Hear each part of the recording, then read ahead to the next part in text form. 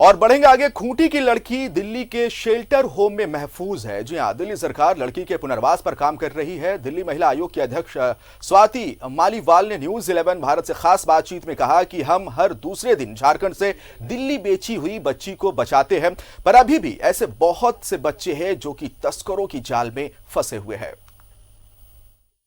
झारखंड की खूंटी से 9 साल की युवती के साथ पीछे कुछ दिनों यहाँ प्लेसमेंट एजेंसी के जरिए दिल्ली लाया गया और फिर बीते सालों के दरमियान कई बार उसके साथ रेप हुई और उसके बाद फिर दिल्ली महिला आयोग ने रेस्क्यू कर उस लड़की को आज़ाद कराया, मुक्त कराया और अभी वो फिलहाल दिल्ली के शेल्टर होम में है। चूंकि मामला खूंटी का और खूंटी से केंद्र में एकमात्र केंद्रीय मंत्री अर्जुन मुंडा का है, तो इस पर राजनीति भी तेज हो गई है। क्या मसला था, कैसे दिल्ली महिला आयोग ने उनका रेस्क्यू कराया? हमारे साथ स्वाति मालीवाल मौजूद हैं जो चेयरमैन हैं, अध्यक्ष हैं दिल्ली महिला आयोग के। मैम, किस तरीके से आपको अप्रोच किया गया और दिल्ली महिला आयोग ने किस तरीके से उसका रेस्क्यू कराया? हमारी 181 हेल्पलाइन पे एक कॉल आई थी। एक आदमी ने बताया कि उनकी बेटी को कुछ लोग, कोई प्लेसमेंट एजेंट झारखंड से दिल्ली लेकर आए कई साल पहले और उन्हें पता नहीं था कि वो लड़की कहाँ है। लेकिन अब उनको किसी तरीके से पता चला कि बच्ची का एड्रेस क्या है। उन्होंने हमें बताया, तो हमने इस 17 साल की लड़की को न्यू राजेंद्र नगर के एरिया से रेस्क्यू कराया। इस लड़की के ये बयान है कि 9 साल की उम्र में इसको दिल्ली लेकर आया गया और उसके बाद एक जगह पे 10 लोगों ने इसके साथ बलात्कार किया और फिर अलग अलग जगहों पे बेचा गया और वहां पर एक जगह पे, जहां पे एक घर में दिल्ली में जहां पे उससे काम कराया जाता था घरेलू, वहां पे भी किसी ने इसका बलात्कार किया।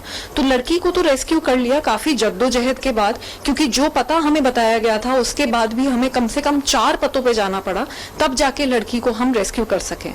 लेकिन जो मेन समस्या है वो ये है कि प्लेसमेंट एजेंसीज का जो रैकेट चल रहा है पूरे देश में, केंद्र सरकार को अब इस पे कानून बना के ये बंद करने की जरूरत। लेकिन लड़की बहुत डरी हुई, सहमी हुई है और अब इतने साल हो गए हैं कि वो पूरी तरीके से उसे भी समझ नहीं आ रहा है कि उसे कहाँ जाना चाहिए। तो लड़की की काउंसलिंग चल रही है और वो परिवार के साथ वापस जाएगी या दिल्ली में ही रहेगी, ये तो लड़की का ही निर्णय होगा, जिसमें हम उसकी मदद कर रहे हैं और उसका पुनर्वास होना चाहिए। मुझे झारखंड सरकार से भी मैं अपील करती हूँ, क्योंकि हर दूसरे दिन हम कोई ना कोई झारखंड की लड़की को दिल्ली में अलग अलग जगहों से बचा रहे होते हैं। तो मैं झारखंड सरकार से अपील करती हूँ कि कुछ ना कुछ साथ मिलकर करने की ज़रूरत है कि वहाँ से लड़कियाँ इस तरीके से बिककर ही ना आए। और अभी भी जब हम बात कर रहे हैं, मुझे नहीं पता कि हमने कितनी लड़कियां तो बचा ली हैं, लेकिन कितनी ऐसी लड़कियां हैं, हजारों की तादाद में ऐसी लड़कियां हो सकती हैं जो अभी भी शोषित हैं।